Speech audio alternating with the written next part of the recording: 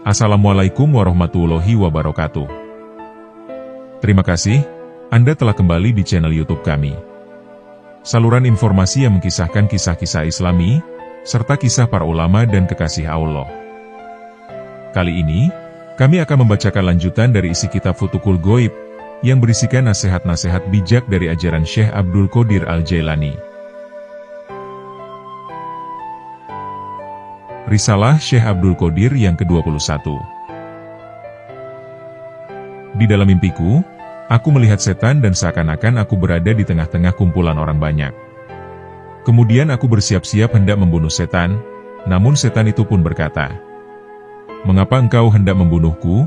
Apakah dosaku? Jika Tuhan telah menakdirkan kejahatan itu terjadi, maka aku tidak berkuasa untuk merubahnya, dan menjadikannya kebaikan. Demikian sebaliknya, jika Tuhan telah menakdirkan sesuatu kebaikan itu terjadi, maka aku pun tidak berkuasa untuk merubahnya menjadi kejahatan. Maka, apakah yang berada dalam kekuasaanku?" Kemudian, kudapati setan itu berupa seperti orang Kasim atau eunuch. Suaranya lembut, rambutnya terurai sampai ke dagunya, dan mukanya sangat pucat, seakan-akan dia tersenyum kepadaku, penuh rasa malu dan takut. Peristiwa itu terjadi pada malam Ahad, tanggal 12 Zulhijjah tahun 401 Hijriah. Risalah Syekh Abdul Qadir yang ke-22. Biasanya Allah Subhanahu wa Ta'ala menguji hamba-hambanya yang beriman, sesuai dengan derajat keimanan mereka. Sekiranya keimanan seseorang itu kuat, maka ujian keimanannya itu pun kuat pula. Oleh karena itu, ujian kepada Rasul lebih hebat daripada ujian kepada Nabi, ujian kepada Nabi lebih hebat daripada ujian kepada Abdal, dan ujian kepada Abdal lebih hebat daripada ujian kepada Wali. Setiap orang diuji menurut tinggi atau rendahnya keimanannya.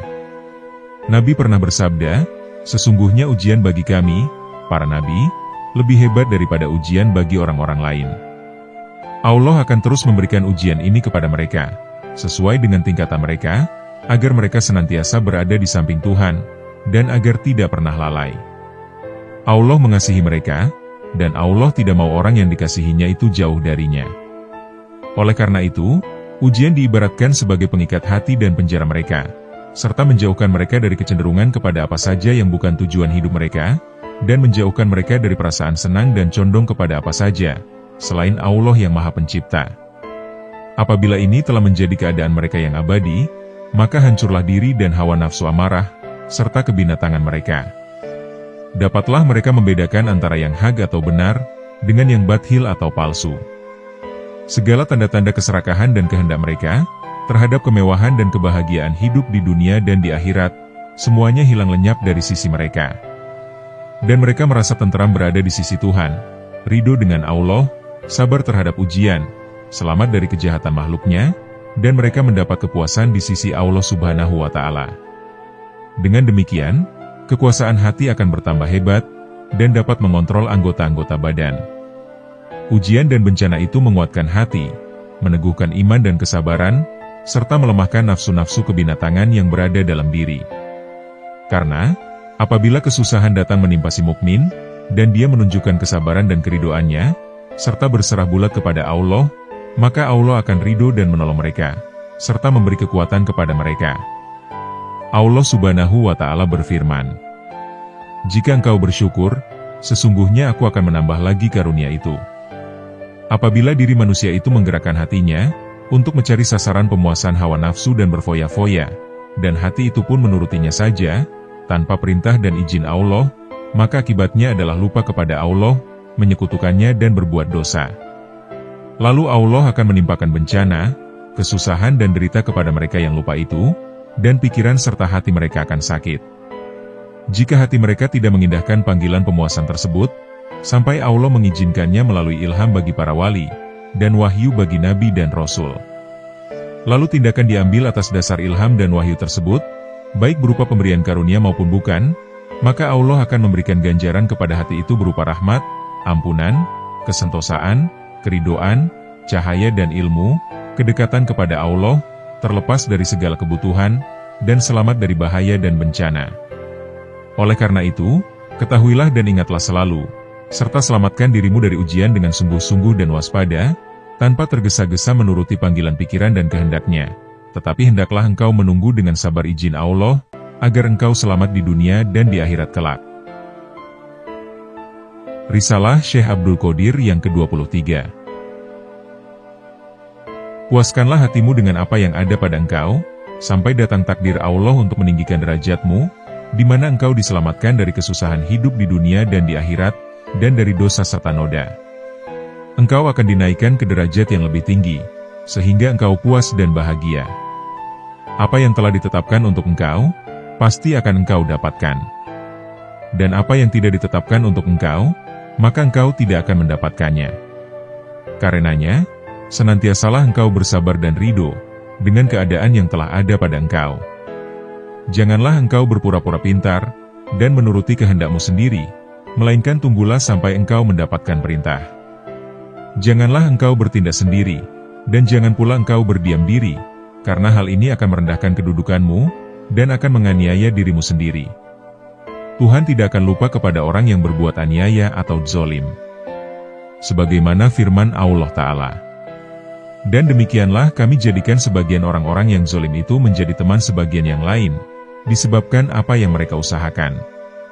Ketahuilah, bahwa engkau berada dalam istana raja yang maha berkuasa dan maha agung, yang tentaranya banyak tiada terhingga, yang perintahnya tidak boleh dibantah, yang kerajaannya tidak boleh diganggu-gugat, yang kekal dan abadi selamanya, yang ilmunya meliputi segala sesuatu, bahkan dapat melihat apa yang terdetik dalam hati sanubari.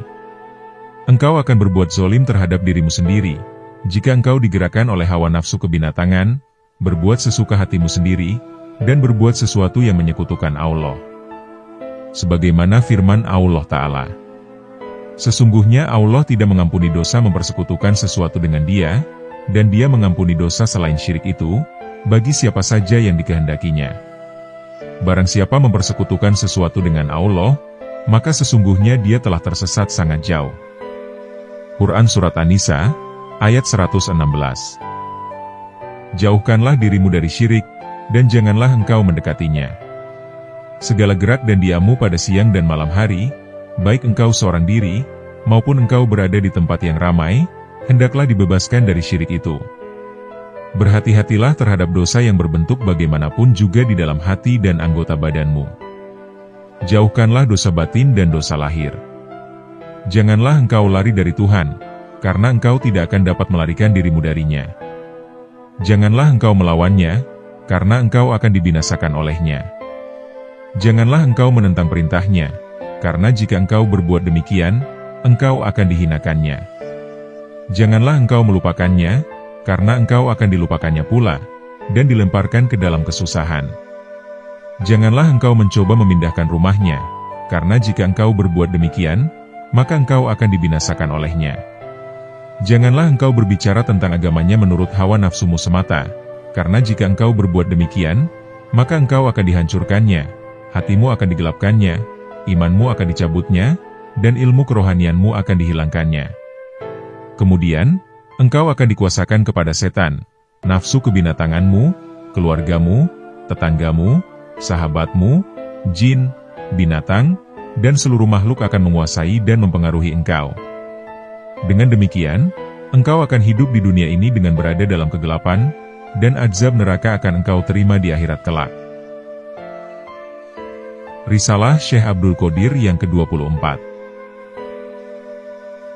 Janganlah engkau ingkar kepada Allah. Berpegang teguhlah kepadanya. Kembalilah kepadanya dengan penuh kehusyuan, dan dengan merendahkan diri.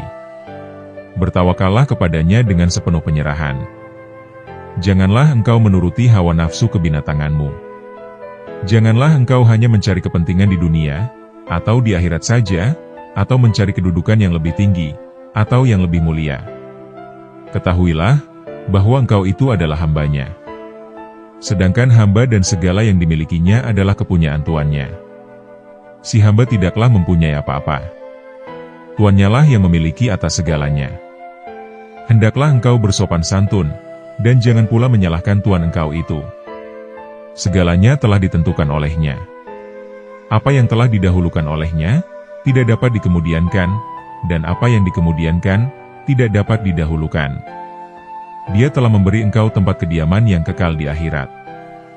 Dia adalah Tuhan bagi engkau.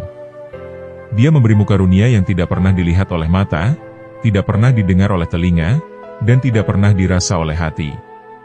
Sebagaimana firman Tuhan, seorang pun tidak mengetahui apa yang disembunyikan untuk mereka, yaitu bermacam-macam nikmat yang menyedapkan pandangan mata, sebagai balasan terhadap apa yang telah mereka kerjakan.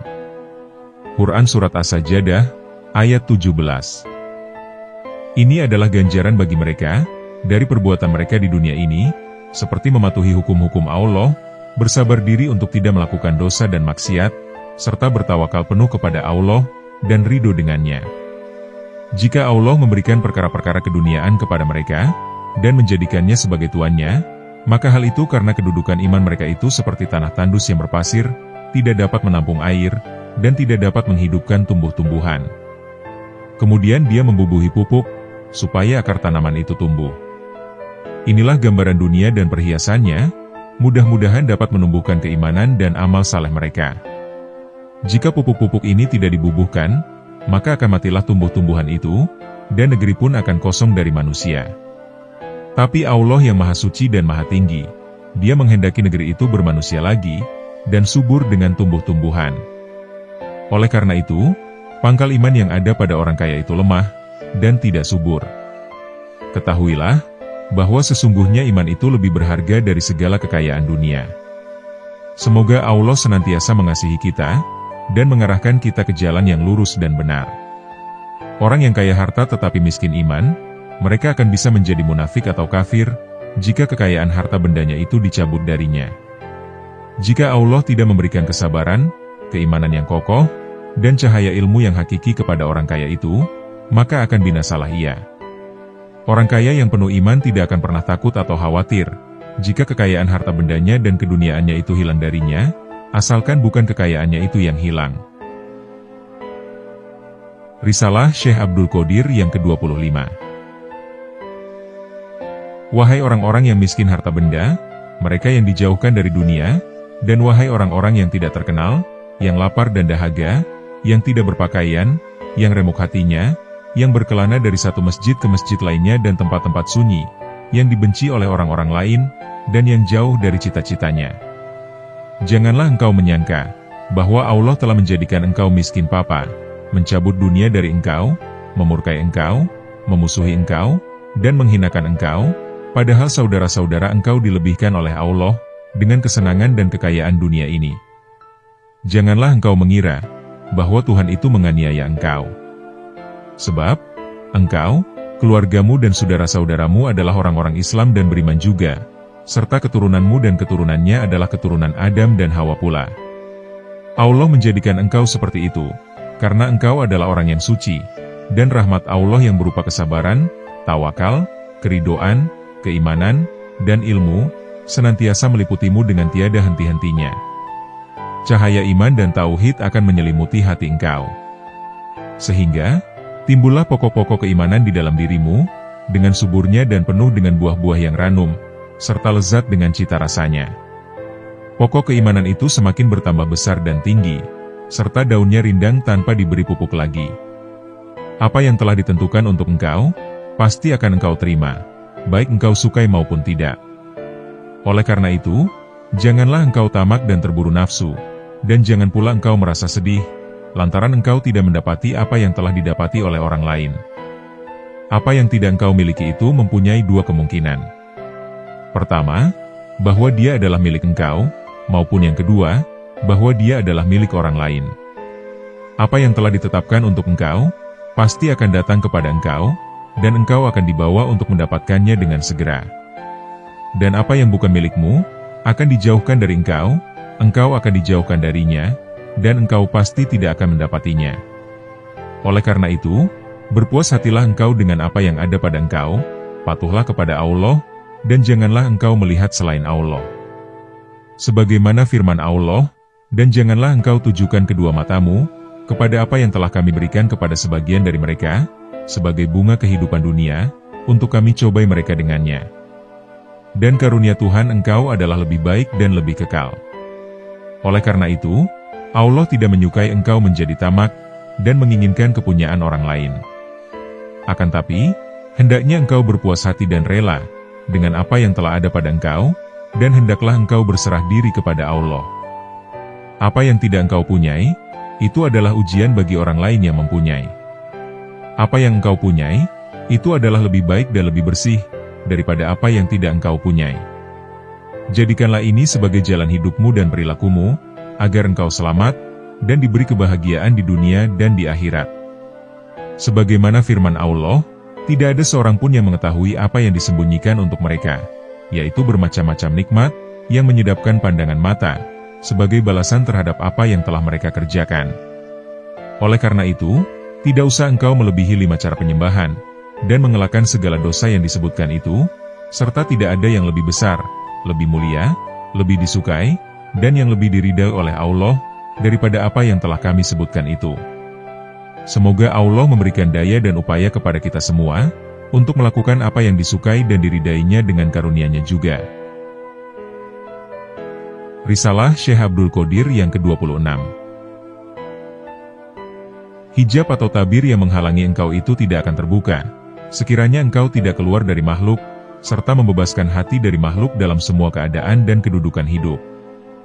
Hijab itu juga tidak akan terbuka, sekiranya hawa nafsu engkau tidak hancur lebur, begitu juga tujuan dan kerinduan engkau kepada makhluk, serta kepada dunia dan akhirat.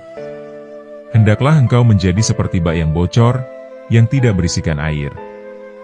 Hendaklah engkau mengosongkan hatimu dari apa saja selain Allah, dan hendaklah hanya engkau penuhi dengan Allah semata-mata. Sehingga, engkau akan menjadi penjaga pintu hatimu, dan engkau akan diberi pedang ketauhidan, kekuatan, dan kekuasaan. Apa saja selain Allah, yang hendak merasuk ke dalam hatimu, hendaknya engkau putus dengan pedang ketauhidan, agar tidak ada lagi diri engkau, nafsu engkau, dan kerinduan engkau kepada dunia dan akhirat. Hendaklah Allah saja yang bersemayam di dalam hatimu itu. Jadilah engkau hamba Allah yang sejati, dan janganlah engkau menjadi hamba manusia, atau hamba pendapat mereka, atau hamba perintah mereka, dan atau hamba apa saja selain Allah. Apabila semua ini telah melekat di dalam dirimu dalam hidup ini, maka tabir kehormatan akan digantungkan di sekeliling hatimu, parit kemuliaan akan digali di sekelilingnya, kawasan keagungan akan mengelilinginya, dan hatimu akan dikawal oleh tentara hak dan tauhid. Di samping itu, pengawal-pengawal yang hak akan ditempatkan di dekatnya.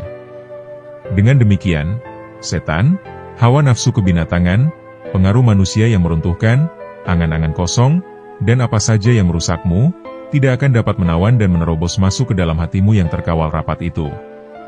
Jika telah ditakdirkan, manusia akan datang dengan tiada henti-hentinya kepada engkau, karena mereka hendak mengunjungi engkau yang telah diberi kemuliaan oleh Allah, agar mereka juga diberi cahaya, tanda-tanda yang terang, dan ilmu yang mendalam. Dan agar mereka melihat kekeramatan dan perkara luar biasa dari engkau, yang semua itu dapat menunjang usaha mereka untuk mendekatkan diri dan patuh kepada Allah. Maka semua itu tidak akan dapat menggoncangkan dan mempengaruhimu untuk merasa sombong dan bangga, ujub dan ria, serta menuruti nafsu yang merusakkan dan lain sebagainya. Tetapi engkau akan tetap bersama Allah, dan merendahkan diri kepadanya. Sekiranya engkau dikarunia Allah seorang istri yang cantik jelita, istrimu itu pun tidak akan mampu menggoncangkan iman engkau, dan engkau akan diselamatkan dari kejahatannya, serta akan diselamatkan dari memikul bebannya atau saudara-saudaranya. Istri adalah karunia Allah yang dilimpahkan kepadamu, dan Allah akan memelihara istrimu itu dari kerusakan akhlak, tidak dapat dipercaya, berbuat kejahatan, dan menyeleweng dari jalan yang lurus. Dia akan takluk kepada engkau, dia dan saudara-saudaranya akan membebaskan engkau dari beban nafkahnya, dan menjauhkan engkau dari segala kesusahan karenanya. Sekiranya dia melahirkan anakmu, maka anak itu akan menjadi anak yang soleh, bersih, dan menyenangkan pandanganmu. Sebagaimana firman Allah Ta'ala. Maka kami memperkenankan doanya, dan kami anugerahkan kepadanya Yahya, dan kami jadikan istrinya dapat mengandung. Sesungguhnya mereka adalah orang-orang yang selalu bersegera dalam mengerjakan perbuatan-perbuatan yang baik, dan mereka berdoa kepada kami dengan harap dan cemas. Dan mereka adalah orang-orang yang khusyuk kepada kami. Quran Surat Al-Anbiya, ayat 90. Allah Subhanahu wa Ta'ala juga berfirman, dan orang-orang yang berkata, "Ya Tuhan kami, anugerahkanlah kepada kami istri-istri kami, dan keturunan kami, sebagai penyenang hati kami. Dan jadikanlah kami imam bagi orang-orang yang bertakwa.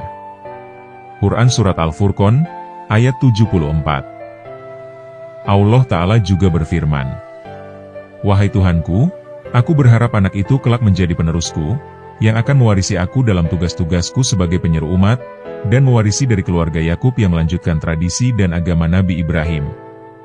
Kabulkanlah doaku, dan jadikanlah dia, wahai Tuhanku, seorang yang selalu diridau dan dirahmati." Quran Surat Maryam, ayat 6. Semua permintaan atau doa yang tersebut dalam ayat-ayat tadi, akan engkau terima dan berlaku bagi engkau, baik permintaan itu engkau tujukan kepada Allah, maupun tidak. Karena doa-doa itu khusus untuk orang-orang yang layak menerima karunia-Nya, dan dekat kepadanya. Sekiranya hal-hal keduniaan datang kepadamu, engkau tidak akan dapat dibahayakannya. Apa yang telah ditentukan untukmu, dengan kehendak dan ketentuan Allah, akan engkau rasakan dengan keadaan bersih. Tetapi hendaklah engkau patuh kepadanya, seperti dengan melakukan sholat 5 waktu, dan berpuasa pada bulan Ramadan. Engkau diperintahkan untuk membagikan, atas apa yang bukan bagian engkau, yang terdapat dalam rizkimu itu, kepada sahabatmu, tetanggamu, orang-orang yang meminta sedekah, dan orang-orang yang patut menerima zakat, sesuai dengan keadaan. Keadaan yang sebenarnya akan diberitahukan kepadamu, sehingga engkau dapat membedakan antara orang-orang yang patut diberi, dengan orang-orang yang tidak patut diberi. Semuanya akan tampak terang olehmu, tidak ada keraguan, dan tidak ada kesamaran lagi padamu. Oleh karena itu, hendaklah engkau bersabar, ikhlas dalam bertawakal kepada Allah. Perhatikan apa yang ada sekarang, hilangkan syahwat sangka, diam dan jangan banyak bicara, berlomba-lombalah menuju ridho ilahi, bertawakallah kepadanya, bertawadhulah, dan husyuklah kepadanya serta bersikap sederhana. Sehingga, takdir datang kepadamu dan engkau dibawa maju ke depan dengan tangan engkau, dan kemudian segala sesuatu yang memberatkan engkau akan diringankan. Setelah itu, engkau akan ditenggelamkan di dalam lautan ridho, rahmat, dan kasih sayang Allah, serta engkau akan dihiasi dengan pakaian nur, rahasia ketuhanan yang maha tinggi, dan ilmu yang datang dari Allah. Engkau akan dibawa dekat kepadanya, berkata dengannya, diberi karunia olehnya, dan dibebaskan dari segala keperluan. Engkau akan diberi keberanian, kemuliaan, dan ketinggian, serta firman ini akan ditujukan kepada engkau. Dan sang raja berkata, "Bawalah Yusuf kepadaku, agar aku memilih dia sebagai orang yang rapat kepadaku." Maka tatkala raja telah bercakap-cakap dengan dia, dia kemudian berkata, "Sesungguhnya mulai hari ini, engkau akan menjadi seorang yang berkedudukan tinggi, lagi dipercayai pada sisi kami." Quran Surat Yusuf, ayat 54.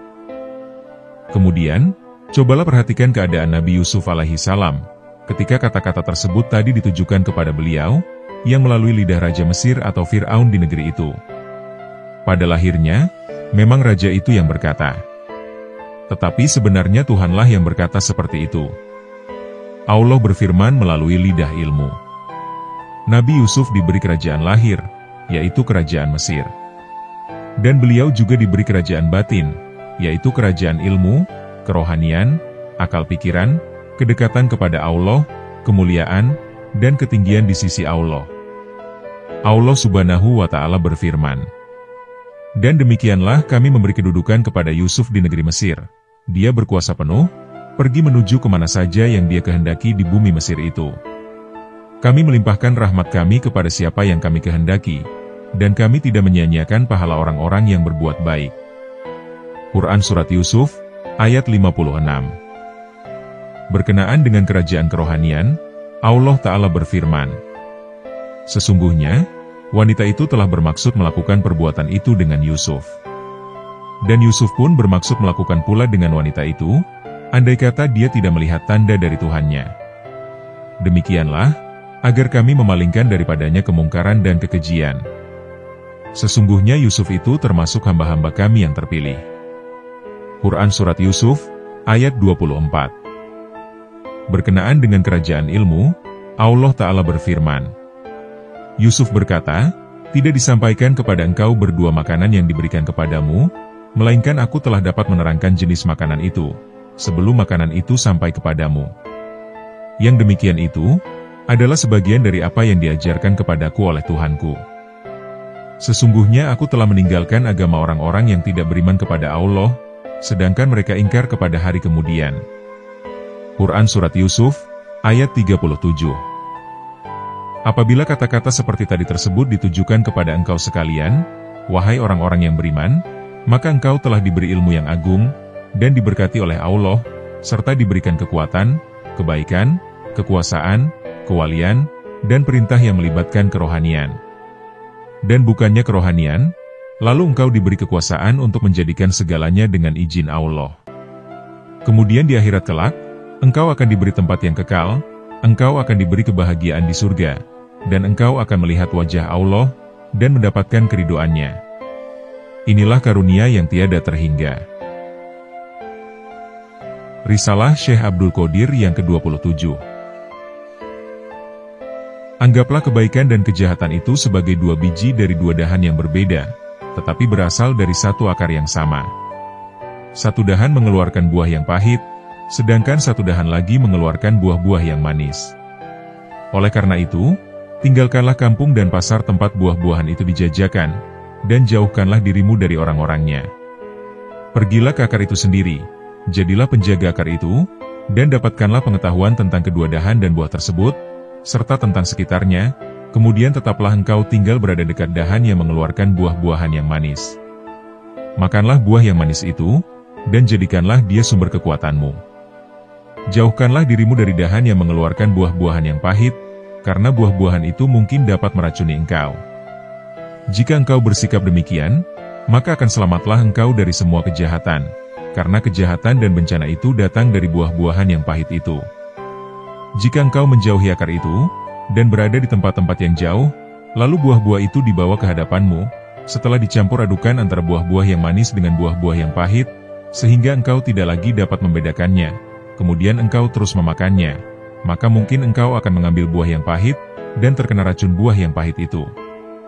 Jika pada mulanya engkau memakan buah yang manis, lalu manisnya itu masuk meresap ke dalam tubuhmu, dan engkau mendapatkan manfaat darinya serta menjadi bahagia, maka besar kemungkinan engkau tidak akan merasa puas dengannya, dan besar kemungkinan pula engkau akan memakan buah yang pahit. Sedangkan engkau tidak yakin, bahwa buah yang engkau makan itu adalah buah yang pahit, sehingga engkau akan mengalami apa yang telah aku katakan, yakni keracunan. Oleh karena itu, tidaklah baik engkau menjauhkan diri dari akar, dan tidak tahu tentang buah-buah itu. Keselamatan akan engkau dapatkan, jika engkau berada dekat akar itu. Kebaikan kejahatan adalah ketentuan Allah yang Maha Kuasa. Sebagaimana firman Allah Ta'ala. Mereka berkata, dirikanlah suatu bangunan untuk membakar Ibrahim, lalu lemparkanlah dia ke dalam api yang menyala-nyala itu. Quran Surat As-Saffat, ayat 97. Nabi Muhammad SAW pernah bersabda, Allah telah menjadikan manusia yang menyembelih, dan juga binatang yang disembelih. Perbuatan hamba Allah itu adalah ciptaan Allah, begitu pula hasil atau akibat perbuatan itu. Allah Subhanahu wa Ta'ala berfirman, yaitu orang-orang yang diwafatkan dalam keadaan baik oleh para malaikat, dengan mengatakan kepada mereka, Salamun alaikum, masuklah engkau ke dalam surga itu, disebabkan apa yang telah engkau kerjakan. Quran Surat An-Nahl, ayat 32. Segala puja dan puji adalah bagi Allah yang Maha Pengasih lagi Maha Penyayang. Allah memberikan perbuatan itu kepada mereka. Dan Allah mengatakan bahwa masuknya mereka ke dalam surga itu adalah karena perbuatan mereka, padahal sebenarnya adalah karena pertolongan, izin dan rahmat Allah juga. Nabi Muhammad SAW bersabda, tidak ada orang yang masuk surga karena perbuatannya sendiri. Beliau ditanya, apakah engkau juga tidak, wahai Nabi Allah? Beliau kemudian menjawab, ya, walaupun aku sendiri, kecuali jika Allah melimpahkan rahmatnya kepadaku. Ketika beliau mengucapkan hal itu, beliau meletakkan tangannya di atas kepalanya. Cerita ini disebutkan dalam satu hadits yang dibawa oleh Aisyah radhiyallahu anha. Oleh karena itu, jika engkau dapat melaksanakan perintah Allah, dapat melakukan kebaikan, dan mampu menjauhkan dirimu dari hal-hal yang haram, maka hendaklah engkau kembali dan berserah diri kepada Allah, yang telah menjadikan engkau dapat berbuat demikian. Dia akan melindungi engkau dari noda dan dosa, serta menambahkan kebaikan kepadamu. Dia akan memelihara engkau dari ternoda oleh dosa, baik berkenaan dengan hal agama, maupun dengan hal keduniaan. Berkenaan dengan hal keduniaan, Allah Ta'ala pernah berfirman, "Mengapa di waktu engkau mendengar berita bohong itu, orang-orang mukminin dan mukminat tidak bersangka baik terhadap diri mereka sendiri, dan mengapa tidak berkata, ini adalah suatu berita bohong yang nyata?" Quran Surat An-Nur, ayat 12. Berkenaan dengan hal keagamaan, Allah Ta'ala pernah berfirman, "Mengapa Allah akan menyiksamu, jika engkau bersyukur dan beriman? Dan Allah adalah Maha mensyukuri lagi Maha mengetahui." Quran Surat An-Nisa, ayat 147. Apa yang dapat dilakukan oleh bencana dan malapetaka terhadap orang yang beriman dan bersyukur, sedangkan dia lebih dekat kepada keselamatan daripada malapetaka, bahkan dia dalam keadaan senang lantaran dia bersyukur. Allah Ta'ala telah berfirman, "Dan ingatlah juga, tatkala Tuhanmu memaklumkan, sesungguhnya jika engkau bersyukur, pasti kami akan menambahkan nikmat kepadamu. Dan jika engkau mengingkari nikmatku, maka sesungguhnya azabku sangat pedih." Quran Surat Ibrahim, ayat 7. Bahkan iman engkau itu dapat memadamkan api neraka di akhirat kelak, dan api yang akan membakar orang-orang yang berdosa. Dapatkah iman itu memadamkan api malapetaka dalam hidup di dunia ini? Jawabannya adalah dapat. Dan ini telah dirasakan oleh orang-orang yang beriman kuat, dan oleh orang-orang yang telah mencapai derajat wali, dengan izin dan pilihan Allah sendiri. Setiap orang tidak akan lepas dari malapetaka yang menimpanya, tetapi hal ini dapat diatasi dengan keimanan yang benar-benar. Keimanan setiap orang akan diuji dengan malapetaka, bencana, kesusahan, dan penderitaan, akan tetapi semua itu hendaklah diatasi dengan keimanan yang kuat. Orang yang lulus dalam ujian itu dapat membersihkan dirinya, dan dalam dirinya akan timbul semangat tauhid. Hatinya akan dipenuhi dengan ilmu hakikat dan rahasia-rahasia Allah yang gaib, lalu orang itu pun akan bertambah dekat kepada Tuhan semesta alam. Hati itu diibaratkan sebagai sebuah rumah, dan rumah itu tidak boleh dihuni oleh dua orang, tetapi rumah itu harus dihuni oleh yang satu saja, yaitu Allah Subhanahu wa Ta'ala. Sebagaimana firman Allah Ta'ala, "Sekali-kali Allah tidak menjadikan bagi seseorang dua buah hati dalam rongganya, dan dia tidak menjadikan istri-istrimu yang engkau zihar itu sebagai ibumu, dan dia tidak menjadikan anak-anak angkatmu sebagai anak kandungmu sendiri. Yang demikian itu hanyalah perkataanmu di mulutmu saja. Dan Allah mengatakan yang sebenarnya, dan dia menunjukkan jalan yang benar." Quran Surat Al-Ahzab, ayat 4. Allah juga telah berfirman, Dia berkata, "Sesungguhnya raja-raja apabila memasuki suatu negeri, niscaya mereka membinasakannya, dan menjadikan penduduknya yang mulia jadi hina, dan demikian pula lah yang akan mereka perbuat." Quran Surat An-Naml, ayat 34. Mereka menghinakan orang-orang yang mulia, dan menyusahkan orang-orang yang senang. Jika hatimu dikawal oleh setan dan oleh hawa nafsumu, maka hati itu pun akan mengawal anggota-anggota badan, lalu melakukan hal-hal yang tidak senonoh. Jika hati itu telah dibersihkan dari perkara-perkara tadi, maka iman akan subur, dan hati itu pun akan diduduki oleh tauhid, iman, dan ilmu Allah. Semua ini baru akan didapati setelah menempuh berbagai cobaan dan godaan. Nabi Muhammad pernah bersabda, "Kami, para nabi adalah golongan yang paling berat diuji, sedangkan yang lainnya adalah sesuai dengan taraf mereka." Nabi juga pernah bersabda, "Aku lebih mengetahui Allah daripada engkau, dan aku lebih takut kepada Allah daripada engkau." Orang yang dekat kepada raja, haruslah selalu waspada dan bersopan santun. Apabila derajat di sisinya dinaikkan, maka risikonya pun semakin besar, karena orang itu harus berterima kasih kepadanya, mengabdikan dirinya kepadanya, dan jika sedikit saja dia menyeleweng dari perintahnya, maka berarti dia menentangnya. Allah Ta'ala telah berfirman, "Wahai istri-istri Nabi, barang siapa di antara engkau mengerjakan perbuatan keji yang nyata, niscaya akan dilipat gandakan siksaan kepada mereka 2 kali lipat. Dan adalah demikian itu mudah bagi Allah." Quran Surat Al-Ahzab, ayat 30.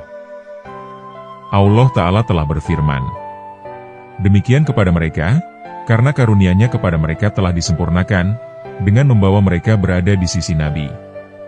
Bagaimanakah kedudukan seseorang yang dekat kepada Tuhan, Allah Maha Tinggi, dan tidak ada sesuatu pun yang serupa dengannya. Allah Ta'ala telah berfirman, Dia, pencipta langit dan bumi, Dia menjadikan bagi engkau dari jenis engkau sendiri berpasang-pasangan, dan dari jenis binatang ternak berpasang-pasangan pula, dan kemudian dijadikannya engkau berkembang biak dengan jalan itu. Tidak ada sesuatu pun yang serupa dengan Dia, dan Dialah yang Maha Mendengar, lagi Maha Melihat. Quran Surat Asy-Syura, ayat 11. Risalah Syekh Abdul Qadir yang ke-28. Engkau menginginkan kesentosaan, kebahagiaan, keselamatan, kedamaian, keberkatan dan kemerdekaan, sedangkan engkau masih saja berada dalam proses penghapusan nafsu-nafsu kebinatanganmu, engkau masih berjuang dengan hawa nafsumu, masih juga ingin kembali ke dunia atau ke akhirat, dan masih ada sisa-sisa semua itu dalam diri engkau. Berjuanglah lagi sampai engkau kuat. Jangan terburu-buru, dan berjalanlah dengan lambat, asalkan engkau selamat. Bersihkan diri engkau dari sisa-sisa semua itu. Engkau belum masuk ke dalam fana, selagi engkau masih mempunyai keinginan-keinginan kepada dunia, atau makhluk-makhluk lain. Dengan lain perkataan, engkau masih juga menginginkan selain Allah. Jika engkau telah dapat melepaskan hati engkau dari apa saja selain Allah, maka barulah engkau bisa terlepas dari ikatan-ikatan yang menambat engkau untuk menuju kepada Allah. Apabila engkau telah terlepas dari semua itu, dan engkau sedang berada di hadapan Allah, maka engkau akan dimuliakan, dan firman Allah berikut ini akan ditujukan kepada engkau. Dan Raja berkata, Bawalah Yusuf kepadaku, agar aku memilih dia sebagai orang yang rapat kepadaku. Maka tatkala Raja telah bercakap-cakap dengan dia, dia berkata, Sesungguhnya engkau mulai hari ini menjadi seorang yang berkedudukan tinggi, lagi dipercayai pada sisi kami. Quran Surat Yusuf, ayat 54. Setelah itu, barulah engkau akan diberi kebahagiaan, kesentosaan, kasih sayang dan ridho ilahi. Engkau akan didekatkan kepadanya, dan segala rahasia ilahi tidak lagi tertutup bagi engkau. Engkau akan dibebaskan dari seluruh keperluan apa saja, dan engkau berada di sisi Tuhan. Tidakkah engkau melihat emas, baik buatannya itu baik maupun buruk, dari berbagai bentuk dan rupa, bertukar-tukar tangan pada pagi hari ataupun petang hari, dari dan ke tangan penjual barang, penjual obat, penjual daging, tukang kulit, tukang kayu, penjual minyak, tukang sapu dan orang-orang lainnya. Emas-emas itu dipungut, dikumpulkan, dan diletakkan dalam alat pelebur oleh tukang-tukang emas, lalu dilebur dengan menggunakan api. Setelah itu, emas-emas itu dikeluarkan dari tempat pelebur itu, ditumbuk, dilembutkan, dan diukir, supaya menjadi alat perhiasan yang indah. Emas itu dijadikan perhiasan, dan disimpan di tempat-tempat yang aman, rumah-rumah orang kaya, di dalam lemari, di dalam peti dan lain sebagainya. Emas itu juga mungkin dijadikan perhiasan badan oleh kaum wanita. Boleh jadi, orang yang memakainya itu adalah seorang yang ternama, atau para raja-raja. Begitulah emas itu diambil dari tempatnya semula, sampai berada di tempat-tempat yang baik, seperti istana-istana dan lain sebagainya. Oleh karena itu, wahai orang-orang yang beriman, jika engkau bersabar dan mengikuti takdir ilahi, serta dengan tulus ikhlas berserah diri kepada Allah dalam seluruh keadaan, maka engkau akan didekatkan oleh Allah ke sisinya dalam dunia fana ini, dan engkau akan dikaruniai ilmunya dan ilmu-ilmu, serta rahasia-rahasia lainnya.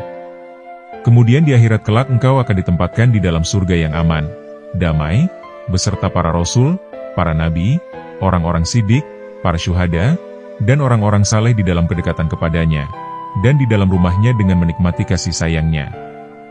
Oleh karena itu, bersabarlah, dan janganlah terburu-buru. Ridolah dengan takdir ilahi, dan janganlah muram, karena jika engkau berbuat demikian, engkau akan sulit untuk mendapatkan ampunannya, ilmunya, kasih sayangnya, dan keridoannya.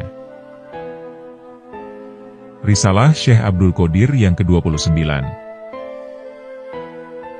Nabi Muhammad SAW pernah bersabda, kemiskinan itu hampir dapat membawa kekufuran. Orang yang benar-benar hamba Allah akan percaya kepadanya, dan menyerahkan seluruh keadaan dirinya kepadanya. Dia percaya kepada karunia-Nya, pemberian rizkinya, dan yakin bahwa apa saja yang telah ditetapkan oleh Allah baginya, pasti akan dia dapati, serta apa saja yang dijauhkan oleh Allah darinya, pasti tidak akan dia dapati. Sebagaimana firman Allah Ta'ala, apabila mereka telah mendekati akhir iddahnya, maka rujukilah mereka dengan baik, atau lepaskanlah mereka dengan baik, dan persaksikanlah dengan 2 orang saksi yang adil di antara engkau, dan hendaklah engkau tegakkan kesaksian itu karena Allah. Demikianlah diberi pengajaran dengan itu, orang yang beriman kepada Allah dan hari akhirat. Barang siapa yang bertakwa kepada Allah, niscaya dia akan mengadakan baginya jalan keluar, dan memberinya rizki dari arah yang tiada disangka-sangkanya. Dan barang siapa yang bertawakal kepada Allah, niscaya Allah akan mencukupkan keperluannya. Sesungguhnya Allah melaksanakan urusan yang dikehendakinya. Sesungguhnya Allah telah mengadakan ketentuan bagi tiap-tiap sesuatu. Quran Surat At-Tolak, ayat 2-3. Allah berfirman demikian itu, ketika hambanya berada dalam keadaan senang dan damai. Kemudian Allah mengujinya dengan bencana dan kemiskinan, maka hamba itu pun bermohon dan menyerahkan dirinya kepada Allah, namun Allah tidak menghindarkan bencana dan kemiskinan itu darinya. Ketika itu, betullah apa yang disabdakan oleh Nabi Muhammad SAW. Kemiskinan itu hampir dapat membawa kekufuran. Mereka yang dilayani oleh Allah dengan lemah lembut, akan dihindarkan oleh Allah dari bencana dan kemiskinan itu. Mereka diberi kesentosaan, keamanan, dan kekuatan, untuk bersyukur kepadanya dan memujinya. Mereka terus berada dalam keadaan seperti itu, sampai bertemu dengan Tuhan mereka. Apabila Allah hendak menguji mereka, maka Allah mendatangkan malapetaka kepada mereka, dan memutuskan pertolongannya. Kemudian, mereka pun menunjukkan kekufurannya, dengan menyalahkan dan menuduh Allah tidak mengasihi dan menolong mereka. Maka matilah mereka dalam kekufuran, dan ingkar kepada tanda-tanda Allah, serta marah kepadanya. Kepada orang semacam inilah, Nabi pernah bersabda, yang maksudnya kurang lebih seperti berikut ini. Sesungguhnya orang yang paling berat hukumannya di hari kebangkitan, adalah orang yang diberi kemiskinan di dunia ini, dan hukuman di akhirat kelak. Kami berlindung kepada Allah dari yang demikian itu. Kemiskinan yang dimaksud dalam sabda beliau itu, adalah kemiskinan yang menyebabkan seseorang lupa kepada Allah. Dari kelupaan semacam inilah beliau memohon untuk dilindungi. Kepada beliau Allah melimpahkan kesabaran, tawakal, ridho, dan fana dalam perbuatan Allah. Beliau adalah manusia pilihan, Rasulnya, pemimpin seluruh nabi, Raja seluruh wali, yang dipertuan agungkan oleh seluruh hamba Allah, seorang alim, dan seorang yang besar di sisi Tuhan, yang dapat memberikan syafaat dan bimbingan kepada seseorang, untuk sampai ke hadirat Tuhan serta sekalian alam. Allah memelihara beliau dengan kasih sayangnya, baik pada waktu siang maupun malam hari, baik dikala beliau sendirian maupun dikala beliau berada di tengah-tengah halayak ramai, dan baik secara terang-terangan maupun secara sembunyi, sampai beliau kembali menemui Tuhannya. Risalah Syekh Abdul Qadir yang ke-30. Mungkin engkau bertanya-tanya, apa yang harus aku lakukan, dan cara apa yang harus aku pergunakan untuk mencapai tujuanku? Untuk ini, engkau diperintahkan untuk menetap di tempatmu, dan jangan melanggar batasmu, sampai diberi jalan oleh Allah, yang memerintahkan kepadamu untuk menetap di tempat manapun engkau berada. Allah Ta'ala telah berfirman, "Wahai orang-orang yang beriman, bersabarlah engkau, dan kuatkanlah kesabaranmu, tetaplah bersiap-siap di perbatasan negerimu, dan bertakwalah kepada Allah, supaya engkau beruntung." Quran Surat Ali Imran, ayat 200. Wahai orang-orang yang beriman, Allah menyuruhmu supaya bersabar, berlomba-lomba dalam kesabaran, berpegang teguh kepada kesabaran itu, dan senantiasa berhati-hati. Semua ini dijadikan sebagai bagian dari diri engkau. Selanjutnya, engkau diperintahkan supaya taat kepada Allah, jika engkau kehilangan kesabaran. Oleh karena itu, janganlah engkau menghilangkan kesabaranmu. Ketahuilah, bahwa kebaikan dan keselamatan itu terletak pada kesabaran. Nabi Muhammad SAW telah bersabda, "Perumpamaan sabar dengan iman itu, bagaikan kepala dengan badannya." Dinyatakan, bahwa segala sesuatu itu akan ada balasannya, sesuai dengan ukurannya masing-masing. Akan tetapi, balasan kesabaran itu tidak ada batasannya. Allah Ta'ala telah berfirman, "Katakanlah, wahai hamba-hambaku yang beriman, bertakwalah kepada Tuhanmu." Orang-orang yang berbuat baik di dunia ini memperoleh kebaikan. Dan bumi Allah itu adalah luas.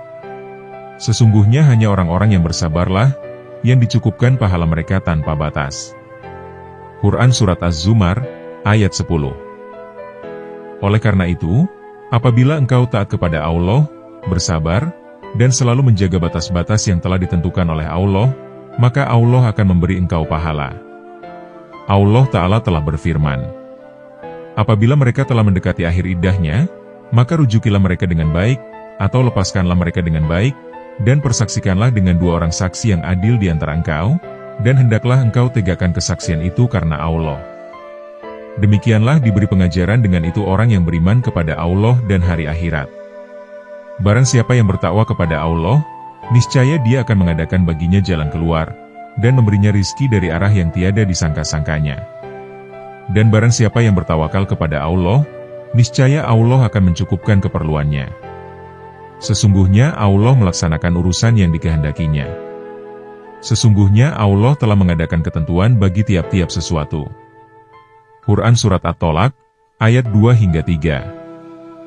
Tetaplah engkau bersabar bersama orang-orang yang menyerahkan dirinya kepada Allah, sehingga jalan keluar datang kepadamu. Karena Allah telah menjanjikan kecukupan kepadamu, sebagaimana firman-Nya tadi.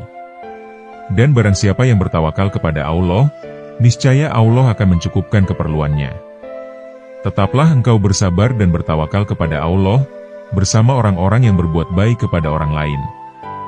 Allah menjanjikan pahala untuk ini, seperti firman-Nya berikut ini. Ketika mereka duduk di sekitarnya. Quran Surat Al-Buruj, ayat 6. Dan Allah mengasihimu karena kebaikan ini, sebagaimana firman-Nya berikut ini. Dan bersegeralah engkau kepada ampunan dari Tuhanmu, dan kepada surga yang luasnya seluas langit dan bumi, yang disediakan untuk orang-orang yang bertakwa. Quran Surat Ali Imran, ayat 133. Karenanya, maka kesabaran adalah sumber segala kebaikan dan keselamatan, baik di dunia ini maupun di akhirat kelak. Dan melalui kesabaran ini, orang yang beriman meningkat naik, ke taraf keadaan berserah diri dengan tulus ikhlas kepada Allah, menyesuaikan dirinya dengan perbuatan Allah, dan kemudian dia mencapai keadaan tenggelam atau fana di dalam perbuatan Allah, dan ini adalah keadaan badaliyat atau ghaibiat. Maka, hendaklah engkau bersungguh-sungguh untuk mencapai peringkat atau keadaan ini, supaya engkau tidak menjadi hina di dunia ini, dan di akhirat kelak, dan supaya engkau tidak kehilangan kebaikan serta kenikmatan ini. Demikianlah beberapa risalah Syekh Abdul Qadir Al-Jailani dalam kitab Futuhul Ghaib. Semoga nasihat-nasihat beliau dapat menjadi tauladan dalam kehidupan kita semua. Semoga Allah Subhanahu wa Ta'ala mengumpulkan kita dengan para kekasih-Nya, di dunia maupun akhirat. Semoga kita dapat meneladani kepribadian akhlak para kekasih Allah, serta mengambil hikmah dari kisah-kisahnya. Dan semoga dengan apa yang telah kami sampaikan, dapat menambah ketakwaan kita kepada Allah Subhanahu wa Ta'ala. Wallahu a'lam bishawab.